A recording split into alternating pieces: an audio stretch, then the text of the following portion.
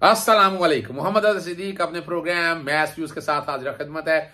बहुत चीजें बड़ी तेजी से आगे चल रही हैं। अभी इमरान खान साहब की लीगल टीम के साथ मीटिंग में बहुत तफसीलें हुई हैं और पाकिस्तान तहरीक इंसाफ एग्रेसिव रहेगी। पाकिस्तान तहरीक इंसाफ ऐसा कोई काम नहीं करेगी कि जिससे ऐसा महसूस हो कि जरा कमजोरी रखी गई है। कोई कमजोरी रखने का प्रोग्राम नहीं है।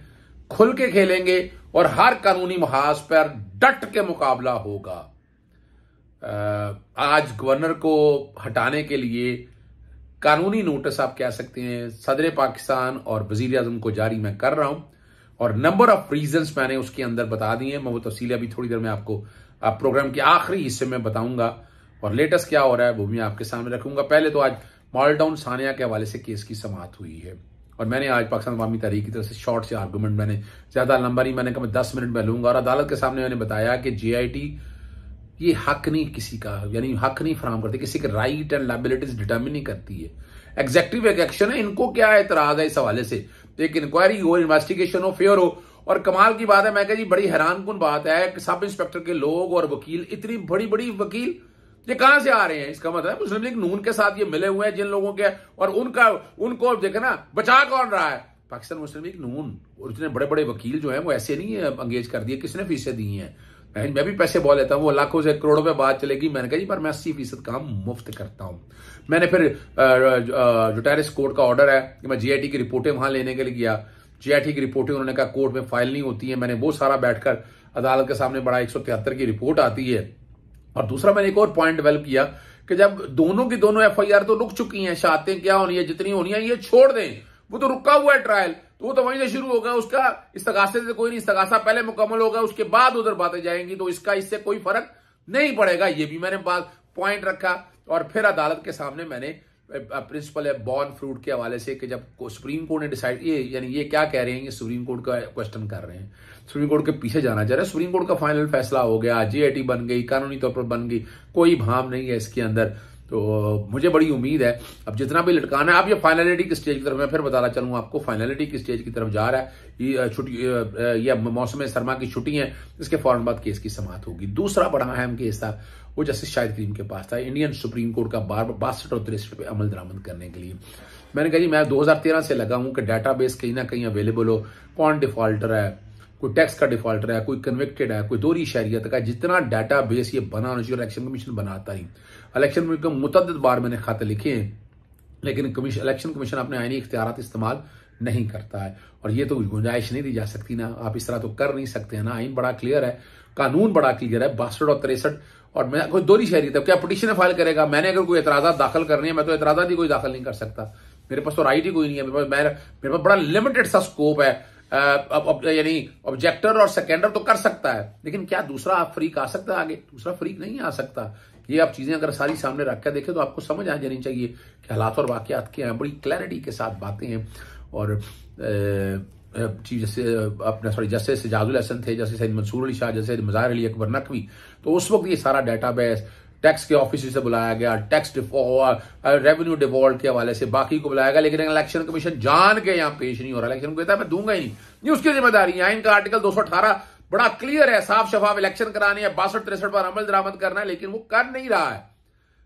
इलेक्शन कमीशन को अब बाकायदा हदायत जारी की है, अगर नहीं आएगा तो यकतरफा उनके खिलाफ कार्रवाई अमल में लाई जाएगी और अदालत अगला रेवेन्यू आएगी। मैंने इंडियन सुप्रीम कोर्ट को कहा है कि वो जजमेंट से ज्यादा आगे मैं चाहता हूं कि हमारी, और वहां इंडियन सुप्रीम कोर्ट तो बहुत दूर तक चली गई है, लेकिन यहां ये देखना है अगला जो है वो आज खत अपना गवर्नर को जारी कर दिया जाएगा। मुकम्मल मैंने सारा कर लिया है कि गवर्नर ने आइन तोड़ा है, अपना हलफ तोड़ा है, मंजूर भुट्टो जजमेंट की खिलाफ वर्जी की है।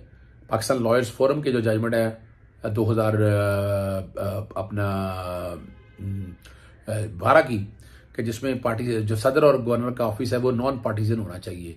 तो गवर्नर तो एक एजेंडे पर चल रहे हैं, गवर्नर तो अपना हलफ तोड़ रहे हैं, और गवर्नर हलफ तो नहीं तोड़ सकता। गवर्नर ने जिस तरह के काम किए हैं वो मैंने तफसील आपके सामने बड़ी वादे तौर पर रख दी। मैंने पूरी कोशिश की कि वो जस्टिफिकेशन ऐसी निकल आए, कोई रीजनिंग ऐसी निकल आए कि जिससे ये साबित हो सके कि जनाब वाकई गवर्नर अपने इख्तियार जो है ना बिल्कुल आइन और कानून के मुताबिक कर रहा है। गवर्नर के लिए मैंने तजवीज़ की इनको उर्दू, फारसी, हिंदी, सराइकी मुख्तलिफ ज़ुबानों में आइन पढ़ाया जाए, भेजा जाए तोहफे के तौर पर, ताकि ये देख सके क्या वाकई अपने इख्तियारात इस्तेमाल करें। अपने इख्तियारात इस्तेमाल नहीं कर रहे जो आइन ने फराहम किए हैं। आइन ने बड़ी वजाहत के साथ कहा है, आर्टिकल 130 सब आर्टिकल 7 में क्या कहा है वो जरा समझिएगा। वो ये कहा है कि गवर्नर ने सेटिस्फाई करना है, और ख्वाजा अहमद तारक रहीम और कई जजमेंट डिस्क्रिशन इस्तेहकाक के हवाले से, डिस्क्रिशन के हवाले से आगे को इस्तेमाल करनी है तो बड़ा सोच समझ के करनी है, खाली कह देने से नहीं कर देनी है। आपको मुतमईन करना है कि मेजोरिटी खत्म कर चुके हैं चीफ मिनिस्टर। कौन सी मेजोरिटी खत्म किया? इस्तीफे दे दिए किसी ने एमपीए के तौर पर, वजीर जी छोड़ें, अच्छा चलें, कोई फॉरवर्ड ब्लॉक बन गया, कोई भी ऐसी चीज नहीं है। खाली तोता मैना की कहानी सोनी महिवाल की एक है, और या हीर रांझा लिख के आप कहें कि उसके में उस खत में लिखा गया है, क्या वजूहत लिखी है? कोई ऐसी वजह नहीं है जो आपको इस तरफ लेकर जाती, जो आपको साबित कर सके कि नहीं हालात और वाकयात ये हैं। ये सब फ्रॉड और फ्रेब पे, मफरूजों पे सारा मामला चल रहा है। मफरूजों पे चीजें तो ये चल नहीं सकती है। 3 चीजें मैं फिर बार बार दोहराता होता हूं कि सेटिस्फैक्शन नहीं है, मेजॉरिटी साबित नहीं कर सके, फिर समन करना है। जब इजलास एक हो रहा हो तो समन कैसे किया जा सकता है? इजलास प्रोग करना था आपने, वो प्रोग नहीं किया आपने। और ये इजलास गवर्नर ने बुलाया था, गवर्नर को प्रोग करना चाहिए था। फिर वो स्पीकर ने बड़े वजाहत के साथ खत लिख दिया, उन्होंने तोड़ा है, आइन तोड़ा, सदर पाकिस्तान को लिख दिया आइन का आर्टिकल 101, और वहां क्लैरिटी हालांकि लिखा हुआ है कि ना रिमूव जो रहेगा ना सदर की स्वाबदीद पे रहेगा। तो काबीना और वज़ीर आज़म की मुशावरत शामिल है। सच बोलना चाहिए आर्टिकल 101(1) में, चूंकि तजवीज़ उन्होंने करना है, सिर्फ सदर ने नोटिफाई करना है, तो सदर जो अपॉइंट करता है वो रिमूव भी कर सकता है। हालांकि साइलेंट है इसके ऊपर, किसी स्टेज के ऊपर इसमें भी जजमेंट सारी सामने आ जाएगी। मैंने भी इसलिए वजीर आजम को भी लिखा है, मैंने सदर को भी लिखा है और वजीर आजम को भी, जो रिप्रेजेंटेशन जो मेरी जाएगी उसमें मैंने इसीलिए दोनों को कहा है कि दोनों इस सारे मामले को देखें और सीरियसली देखें। हद होती है किसी चीज की कि कोई शर्म होती है, कोई हया होती है, यहां नहीं है। और तहरीक अदम एतमाद जो है आगे पूछा क्या होगा भाई? इजलास एडजर्न कर दिया 23 के लिए, तहरीक अदम एतमाद आगे, तहरीक अदम एतमाद टेबल होगी 23 वाले दिन, और 3 दिन तक लग नहीं सकती, तो 23, 24, 25, 26 तक तो लग नहीं सकती है।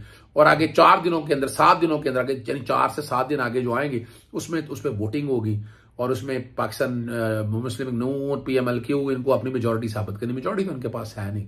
अल्टीमेट क्या होगा कि vote of no confidence fail हो जाएगी, और आप 26 को 27 कह लें, 28 कह लें, 29 कह लें, यानी 25 से लेकर 29 तक या 28 तक जाएगा, और उसके बाद जो है ना वजीर आला असेंबलियां तहलील करने की समरी भेजेंगे और असेंबलियां तहलील हो जाएंगी। बड़ी सीधी सी बात है। इमरान खान साहब इस सारे मामले में पीछे नहीं हटने वाले, हर महाज पे लड़ेंगे। उन्होंने बहुत मुसीबतें, तकलीफें, मसाइल, परेशानियां देखी हैं, इसलिए वो बैठने वाले नहीं हैं।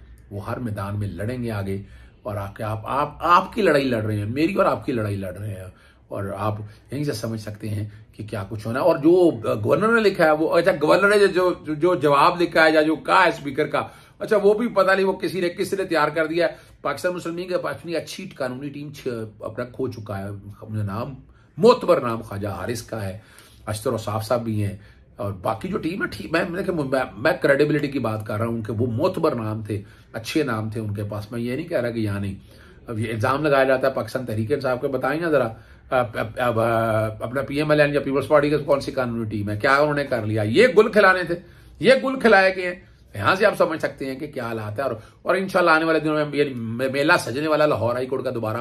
पाकिस्तानी तारीख में इस तरह इतनी मामले दोबारा कोर्टों में नहीं आए हैं जो अब आ रहे हैं, और कोर्टों ने बैठकर इस सारे मामले को देखना है। कोर्टों के जिम्मेदारी लायबिलिटी है, और आप समझ सकते हैं कि हालात और वाकयात क्या है। काफी लंबी तफसीली मेरी बात हुई थी, मुख्तलिफ चैनल्स पे चल रही है। मैं बहुत से अपने आरा दे रहा हूँ, वो आरा से इख्तलाफ हो या अपनी जगह हो, पर मैं अपनी आराय छुपाता नहीं हूँ, मैं खुल के बात कहता हूँ। कई चैनल से माजरत भी है, बहुत से लोग आकर कोशिश करते हैं कि मेरे से आप ओपिनियन लें, और आप लोग पसंद करते हैं इस बात को, शुक्र अल्हम्दुलिल्लाह। मैं ट्विटर स्पेसेस में भी, लोग बड़ा कहते हैं कि ट्विटर स्पेसेस में जाया करो। क्यों ना जाऊं भाई?